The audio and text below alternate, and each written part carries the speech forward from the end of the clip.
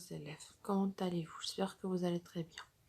Alors, aujourd'hui, nous allons voir une révision de grammaire de 2 leçons étudiées pendant cette période-là. C'est bien. La première leçon, c'est le complément du nom. Comme on a déjà vu dans l'ancienne leçon, le complément du nom, ZDN, c'est son abréviation, est une expansion du nom. C'est en général un nom ou un groupe nominal précise le sens d'un nom.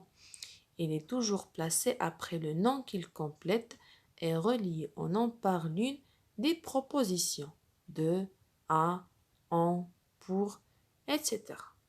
Alors l'essentiel, c'est que le complément du nom complète le nom. Voici ici des exemples.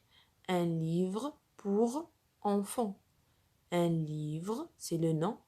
Pour, c'est la proposition qui relie le mot livre avec le mot enfant. Et enfant, c'est le complément du nom. Un livre. C'est bien. Deuxième exemple. Un sirop contre la toux. Alors, un sirop, c'est un nom. Contre, c'est une proposition. La toux, c'est un complément du nom qui complète le mot, ou bien le nom, sirop. Le complément du nom peut être supprimé ou modifié, mais le sens du nom change bien sûr. Alors, un livre pour enfants.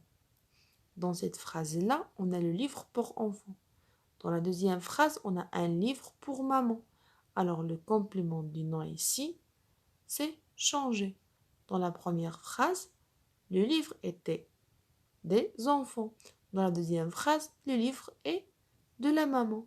Alors, le sens de la phrase, c'est changé quand on a changé le complément du nom. Alors, le complément du nom est le plus souvent un nom ou un groupe nominal, mais il peut appartenir à d'autres classes grammaticales. Il peut être nom propre, bien nom commun, ou aussi il peut être un groupe nominal. Voici ici des exemples. Alors, la ville de Paris. La ville, c'est le nom. De, c'est la proposition. Paris, c'est le complément du nom. Ici, le complément du nom est un nom propre. Paris. Deuxième phrase, un sirop contre la toux. Un sirop, c'est le nom. Contre, c'est la proposition.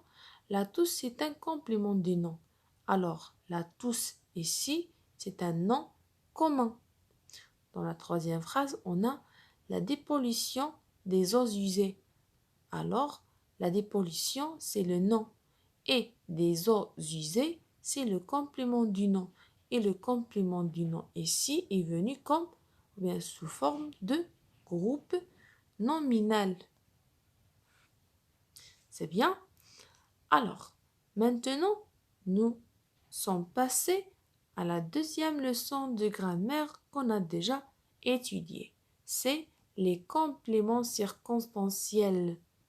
Qu'est-ce qu'un complément circonstanciel, les enfants?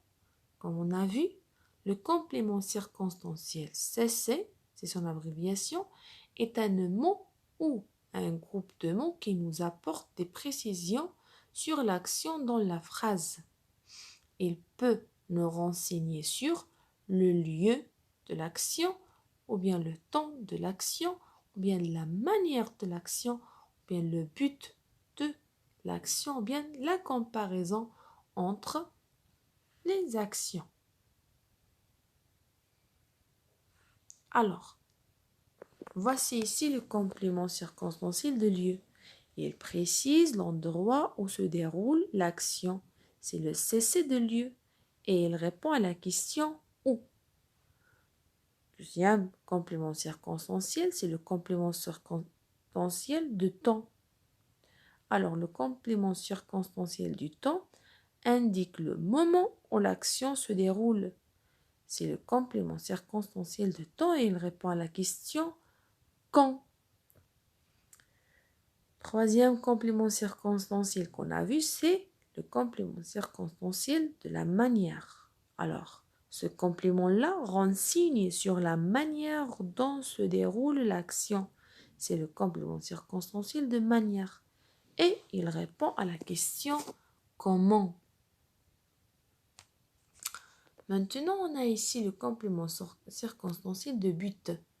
Le complément circonstanciel de but est un ensemble de mots qui expriment l'objectif que l'on souhaite intentionnellement atteindre ou au contraire éviter. Il répond à la question pourquoi ou dans quel but. Il est souvent introduit par les propositions telles que pour, en vue de, afin de, dans l'intention de. Et le cinquième complément circonstanciel qu'on a vu, c'était le complément circonstanciel de la comparaison. Alors ce complément-là est un groupe de mots utilisés pour comparer, c'est-à-dire pour mettre en évidence une ressemblance, une dissemblance, une égalité, ou bien une inégalité, une proposition, ou aussi une analogie, ainsi de suite. J'espère, mes chers enfants, que vous avez bien compris ces deux leçons-là.